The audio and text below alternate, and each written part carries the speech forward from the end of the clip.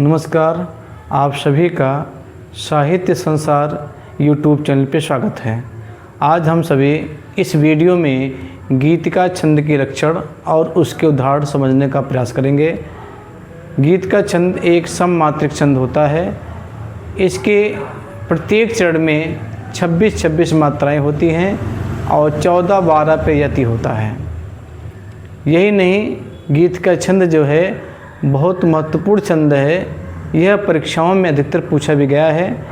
कभी इसका लक्षण पूछ लेते हैं और कभी उदाहरण देकर के पूछ लेते हैं कि इसमें कौन सा छंद है, सिद्ध कीजिए। आइए हम देखते हैं गीत का छंद। गीत का छंद यह एक सममात्रिक छंद है। इसमें 4 चरण होते हैं। प्रत्येक चरण में 26 मात्रा होती है और 14 और 12 पर यति होती है। चरणांत में लघु और क्रम का विन्यास आवश्यक है। ये तो इस गीत का छंद के लक्षण हैं। हम उदाहरण के माध्यम से ये सब बातें जो मैंने अंडरलाइन की है, हम आपको समझाने का प्रयास करेंगे कहाँ क्या चीज़ें हैं। जैसे ये देखिए, उदाहरण देखिए, हे प्रभु आनंददाता ज्ञान हमको दीजिए, ये पहला चरण हो गया। शीघ्र सारे दुर्गुणों को दूर हमसे कीजिए, ये दूसरा चरण हो गया।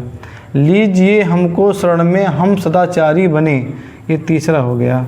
ब्रह्मचारी धर्म रक्षक वीर व्रतधारी हम ही बने, ये चौथा हो गया। ये 4 चरण हो गए, ठीक है। ये लिखा हुआ है 4 चरण होते हैं, क्लियर।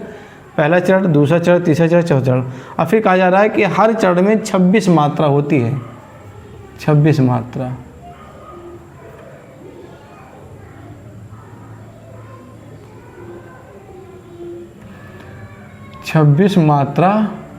प्रत्येक चरण में होती है। यानी पहला, दूसरा, तीसरा, चौथा, प्रत्येक चरण में 26-26 मात्रा होती है। ये देखिए लिखा, ये भी हो गया आपका, ठीक है।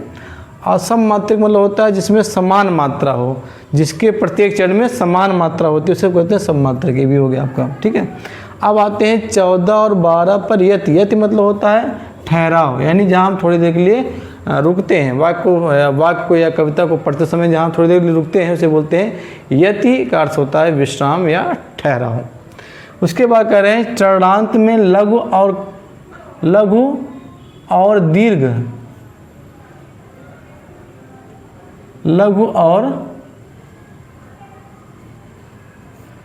दीर्घ का क्रम का विन्यास आवश्यक होता है। पहले इसको हम समझेंगे मात्रा के माध्यम से।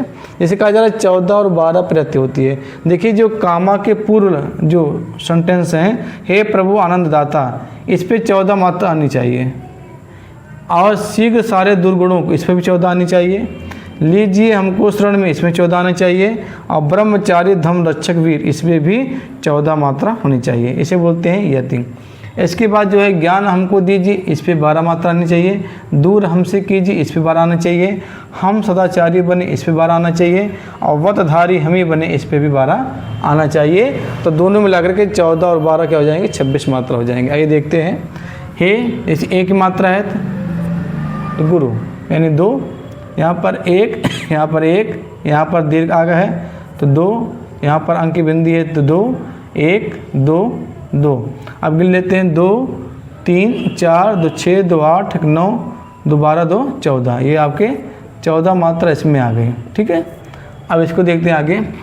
यहाँ पर दीर्घ आ है तो गुरु, 1 मात्रा, यहाँ पर 1 मात्रा, यहाँ 1 मात्रा, यहाँ पर 2 मात्रा, क्यों की मात्रा है, यहाँ पर बड़ी की मात्रा है तो 2 मात्रा, यहाँ छोटी की मात्रा है तो 1, यहाँ पर 1 की मात्रा है तो 2।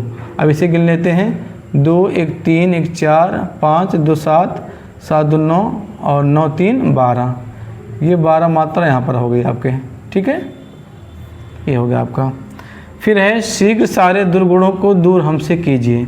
अब इस तरह से मात्रा लगा लेंगे। यहाँ पर बड़ी है दीर्घ, 1 मात्रा, 2 मात्रा, छोटा हुआ है तो 1, यहाँ पर भी 1, यहाँ पर 2, यहाँ ओ की मात्रा है 2, यहाँ पर, ठीक है। अभी गिन लेते हैं। 2, 1, 3, 3, 2, 5, 2, 7, 8, 9, 2, 1, 3, 3, 2, 5, 5, 2, 7, 7, 1, 8, 9, 10, 11, 12, 13, ठीक है। ये हो गया 14 आपके हो गया, ठीक। इधर आइए, ये है ये बड़ा उग मात्रा है तो 2 मात्रा, 1 1 1 2 2 1 2, तो यहाँ पर आ गया 2 1 3 3 1 4 4 1 5 5 2 7 7 2 9 9 3 12, ये 12 मात्रा हो गई आपके, और टोटल हो गया आपके 26 मात्रा। ठीक है, इस तरह आ जाइए नीचे, ये दीर्घ है 2 1 1 मात्रा है तो 2, यहाँ पर 1 1 2 1 1 1 2, अब गिन लेते हैं 2 1 3 3 2 5 6 7 2 9 2 11 11 3 14, ये आपके 14 मात्रा हो गए। अब चौथे में देख लीजिए, यहाँ पर 1 1 2 2 1 1 1 1 1 2 1, इसे गिन लेते हैं 1 2 2 4 2 6 7 8 9 10 11 12 13 14। ठीक है, ये आपके 14 हो गए यहाँ पर भी। अब ये देखिए 1 1 2 2 1 2 1 2, ये आ गए आपके 12। ठीक है, 1 2 2 4 2 6 6 7 7 2 9 और 9 3 12 हो गए आपके। इधर आते हैं 1 1 1, यहाँ पर आके मात्रा है 2 1, सॉरी यहाँ पर आके मात्रा है 2, बड़ी है तो 2 1 2, ये आ जाएगा आपका 12 मात्रा, यानी टोटल 26, ये भी आ जाएगा 26 मात्रा। इस तरह से आप देख रहे हैं कि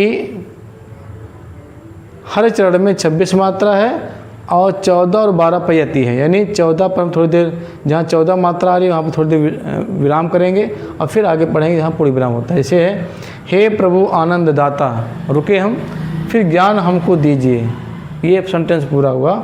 शीघ्र सारे दुर्गुणों को दूर हमसे कीजिए, लीजिए हमको शरण में, हम सदाचारी बने, ब्रह्मचारी धर्म रक्षक वीर व्रतधारी हम ही बने। ये जो है 4 चरण हो गए और प्रत्येक चरण में 26 मात्रा है और 14 और 12 पयति, यानी 14 कामा से पहले और कामा के बाद 12। इसके बाद एक शब्द आ रहा है कि चरणांत में लघु और दीर्घ क्रम का विन्यास आवश्यक है। चरण मतलब होता है चरण के अंत में, आ गया। ठीक है, चरणांत मतलब चरण के अंत में, चरण के अंत में, इसका मतलब होता है, इसका मतलब, ठीक है, चरण के अंत में, यानी इसकी ये देखिए पहला चरण है, हे प्रभु आनंद दाता ज्ञान हमको दीजिए, ये अंतिम चरण का कह रहे हैं लघु और क्रम होना चाहिए। देखिए लघु मतलब होता है ये एक मात्रा इसे बोलेंगे लघु और एक मात्रा है दीर्घ, इसे बोलेंगे दीर्घ। तो देखिए यहाँ पर लघु और दीर्घ क्रम होना चाहिए। देखिए यहाँ पर लघु वाला दीर्घ आ रहा है, ये मतलब ये सही है। दूसरे में देख लीजिए यहाँ पर लघु वाला दीर्घ आ रहा है, ये भी सही है। यहाँ पर देख लीजिए लघु और दीर्घ आ रहा है, ये भी सही है। यहाँ पर देखिए लघु और दीर्घ आ रहा है, ये भी सही है। यानी हर चरण के अंत में पहले लघु और फिर दीर्घ, फिर लघु फिर दीर्घ, फिर लघु फिर दीर्घ, फिर लघु फिर दीर्घ। ये आप देख रहे हैं कि चरणों के अंत में लघु और दीर्घ क्रम का विन्यास, विन्यास मतलब होता है स्थिति, यानी आवश्यक है, होनी चाहिए। ये आपका जो है गीत का छंद हो गया। ये पंडित राम नरेश त्रिपाठी की कविता है, बहुत ही चर्चित कविता है।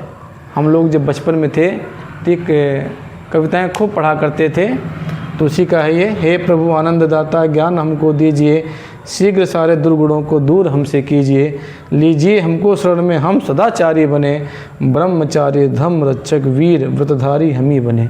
कितनी सुंदर कविता है, ये गीत का छंद का उदाहरण है। एक बात देख लीजिए, यह एक सममात्रिक छंद है, इसमें 4 चरण होते हैं, प्रत्येक चरण में 26 मात्रा होती है। देख लीजिए 14 और 12 पयत होती है, कामा से पहले 14 मात्रा है और कामा के बाद आपके जो है इसे बोलते हैं अल्प विराम, अल्प विराम के बाद है 12 मात्रा है। ठीक है, चरणांत में लघु और दीर्घ क्रम का विन्यास आवश्यक है, यानी हर प्रत्येक चरण के अंत में पहले लघु मात्रा आनी चाहिए और फिर दीर्घ मात्रा आनी चाहिए। आप देखिए हर चरण के अंत में ऐसा हो रहा है। ये पंडित राम नरेश त्रिपाठी कविता है और मुझे पूरी उम्मीद है कि आपको गीत का छंद समझ में आ गया होगा। इसी तरह से आप छंदों को पढ़ते रहिए। कोई दिक्कत हो तो आप मेरे कमेंट बॉक्स में ज़रूर लिखें। इसी तरह से मैं बहुत सारे छंद अपने YouTube चैनल पे अपलोड कर चुका हूँ, लेकिन मैं आपसे फिर रिक्वेस्ट करता हूँ कि छंद पढ़ने से पहले, जब आप पहली बार छंद पढ़ रहे हों, तो हमारा जो वीडियो है छंद की परिभाषा और उसके अंग ज़रूर पढ़ेंगे।